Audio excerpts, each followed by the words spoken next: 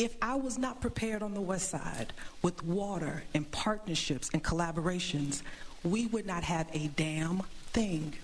No one from OEM said, what's happening on the West? How can we assist? No one. I don't want to hear anything more about our goals. I had seniors charging life alerts in their cars, ventilators in their cars, and there was no support. The West Side cannot be forgotten. Houston City Council member Tiffany Thomas just not having any suggestion. Local government responded as well as should be expected to the havoc inflicted by Hurricane Beryl. Councilmember Tarsha Jackson openly frustrated some folks in her district were still without power 16 days after landfall. We're still in the middle of, to me, a storm, because we're without lights and people are still trying to recover. And Councilmember Abby came in with nothing less than an ominous warning. We are not ready for the big one because we do not have the sufficient investments in infrastructure and flood mitigation that are needed. Panel, sounds like Beryl got some folks' attention, but will it last tomorrow, Bill? I don't think so, because one thing that you're supposed to do in emergency management is you're always supposed to check your generators.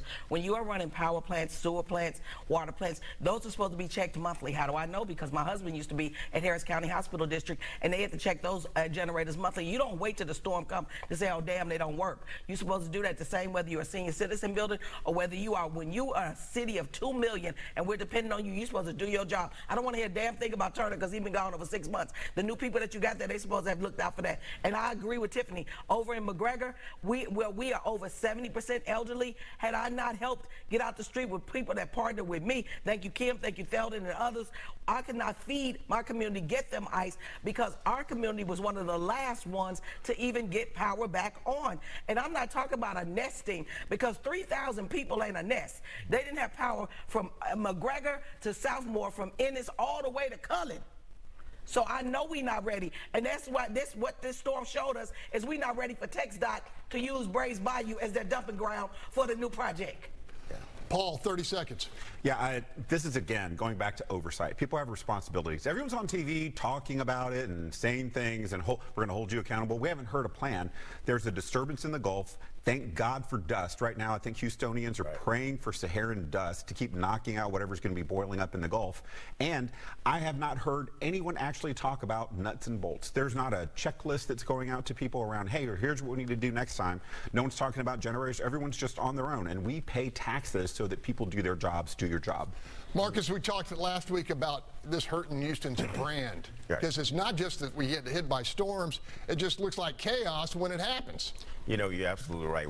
Houston, we do have a problem. We are on the Gulf Coast. This is not new to us. We are hurricane prone, and while there are things that we can't control, there are things that we can control. And what the council member said on there was definitely under the city's control. And I'm very disturbed that in July we were not ready for hurricane season, especially when we had a test run a month ago with Derechi. That's right. And everything that we needed to know should have been uncovered and discovered during that time period. Leadership matters. 20 seconds. Yeah, well, those council members spoke out and nobody pushed back against anything they said. So clearly what they said, stood. And I think Tarsha Jackson made a good point about the fact that we're still in the storm.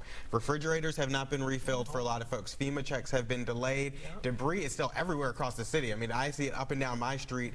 And so there is a lot of work to be done. And to kind of sit here and pat each other on the back saying that things are good and we're the best prepared, I don't know that that's the case. Okay, we're going to talk more about it in overtime. Up